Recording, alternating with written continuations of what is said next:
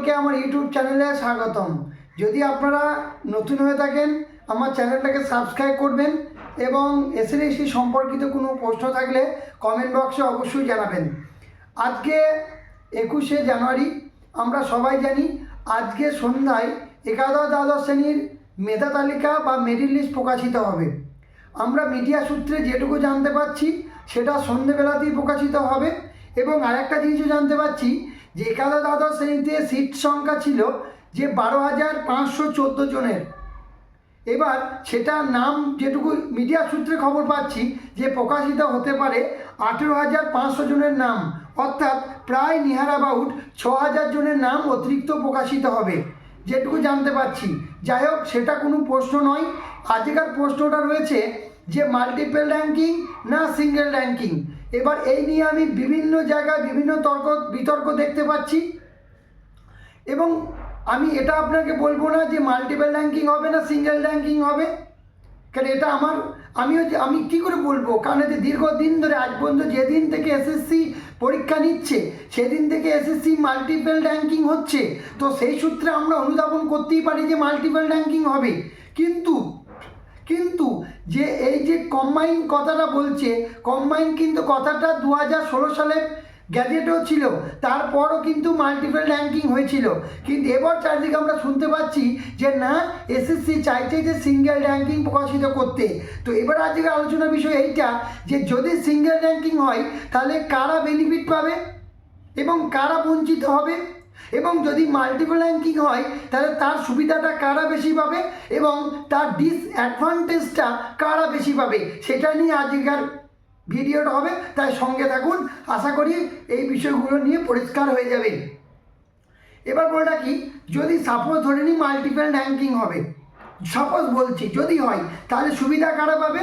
তাহলে যারা জেনারেলে ডাক পেয়েছেন তারা মাল্টিপল র্যাঙ্কিং হলে তাদের চাকরি 100% নিশ্চিত হয়ে যাবে যদি মাল্টিপল র্যাঙ্কিং হয়। তবে সেটা প্রথম কাউন্সেলিংয়ে হবে না, দ্বিতীয় বা তৃতীয় কাউন্সেলিংয়ে পর্যন্ত তাদের চাকরি 100% নিশ্চিত হবে যারা জেনারেল ডাক পেয়েছেন যদি মাল্টিপল র্যাঙ্কিং হয় তাহলে বললাম, ঠিক আছে? এবং মাল্টিপল র্যাঙ্কিং হলে তার কিন্তু অনেকটা কি বলবো যে একটু হলেও ক্ষতির সম্মুখীন হবে যারা কাস্টে রয়েছে, তারা কিন্তু মাল্টিপল র্যাঙ্কিং হলে তারা ক্ষতির সম্মুখীন হবে, ঠিক আছে? এবার যদি সিঙ্গেল র্যাঙ্কিং হয়ে যায়, সিঙ্গেল র্যাঙ্কিং হলে কিন্তু যারা কাস্টে রয়েছেন তারা বেনিফিট পাবেন, কিন্তু যারা জেনারেলে ডাক পেয়েছেন তারা কিন্তু মাল্টিপল র্যাঙ্কিং যদি না হয়, সিঙ্গেল র্যাঙ্কিং যদি হয়, সিঙ্গেল র্যাঙ্কিং হলে যারা জেনারেলে ডাক পেয়েছেন তাদের কিন্তু একটু হলেও প্রবলেম হবে, ঠিক আছে? এবার প্রশ্ন যে স্যার যদি সিঙ্গেল র্যাঙ্কিং হয় জেনারেলে যারা ডাক পেয়েছে তাদের কি চাকরি হবে না? এটা বড় প্রশ্ন।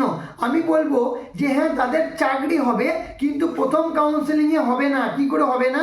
কারণ একাদশ দ্বাদশ শ্রেণীতে যে সমস্ত শিক্ষকরা চাকরি আজকে পাবে নবম দশমে, কিন্তু তাদের নামগুলোই থাকবে, ঠিক আছে? তাদের নামগুলি থাকবে, কিন্তু তার একাদশ দ্বাদশ শ্রেণীতে জয়েন করার জন্য নবম দশমের ভেরিফিকেশন কাউন্সেলিংয়ে যাবে না। তখন কিন্তু একটা বড় ভ্যাকান্সি তৈরি হবে, বড় ভ্যাকান্সি একটা খালি হওয়ার জন্য দ্বিতীয় মেরিট লিস্ট প্রকাশিত হবে এবং দ্বিতীয় মেরিট লিস্টে জেনারেল থেকে যারা ডাক পেয়েছিলেন জেনারেল সিটে অবশ্যই তাদের নামই আসবে, কারণ যেহেতু টিচাররা সব বেশিরভাগই জেনারেল ক্যাটাগরিতেই ছিল। তা ঠিক আছে, সিঙ্গেল কাউন্সেলিং হলেও নবম দশমে জেনারেলদের চাকরি হবে, কিন্তু সেটা দ্বিতীয় কাউন্সেলিংয়ে হবে।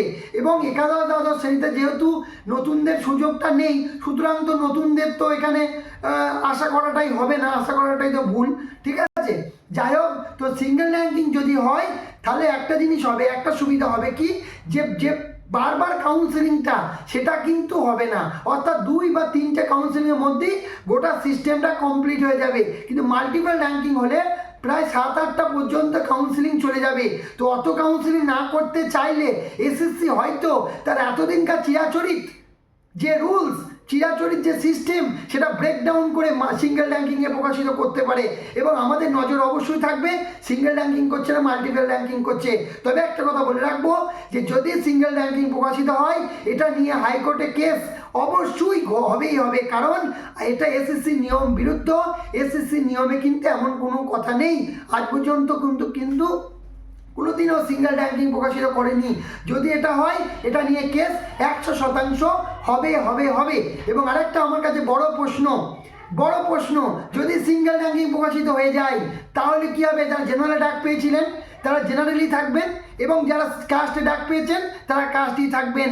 এবার প্রশ্ন, যে প্রিয়া দাস বলে একটা ব্যক্তি যে ভালো নাম্বার পাওয়ার জন্য এসসি, কিন্তু ভালো নাম্বার পাওয়ার জন্য সে জেনারেলে ডাক পেয়েছে।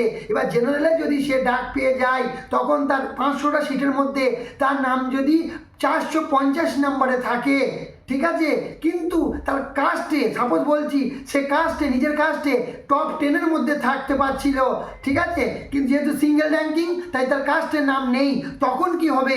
তাহলে মাল্টিপল র্যাঙ্কিং, তাহলে সিঙ্গেল র্যাঙ্কিংয়ের জন্য তাহলে তার প্রিয় স্কুলটা সে পাবে না, ঠিক আছে, প্রিয় স্কুল পাবে না। তাহলে বেশি নাম্বারটা পাওয়াটা প্রিয়া দাসের জন্য কি ভুল হয়েছিল?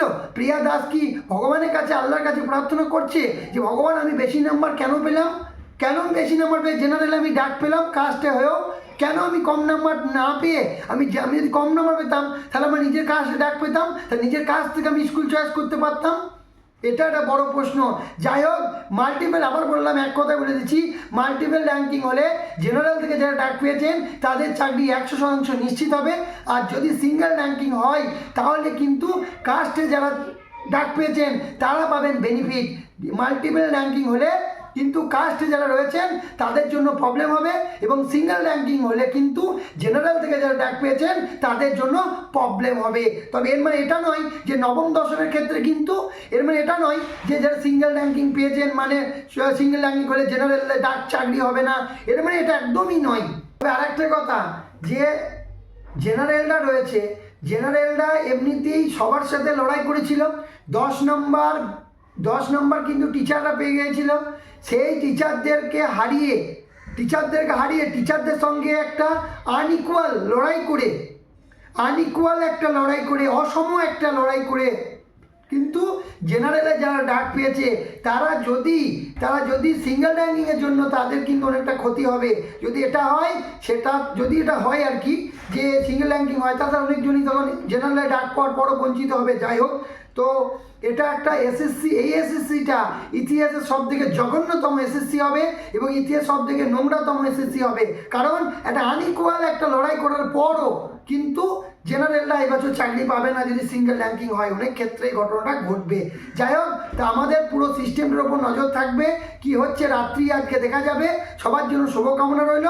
তো একাদশ দ্বাদশ শ্রেণীতে নতুনদের ওটা সুযোগ নেই। যাই হোক, তো নবম দশমের জন্য আমরা কি ঘটবে না ঘটবে আজকে তার পূর্বাভাসটা অনেকটা পেয়ে যাবো। তো সবার জন্য শুভকামনা রইল, সবার ভালো হোক, সবার মঙ্গল হোক, এইটাই চাইবো।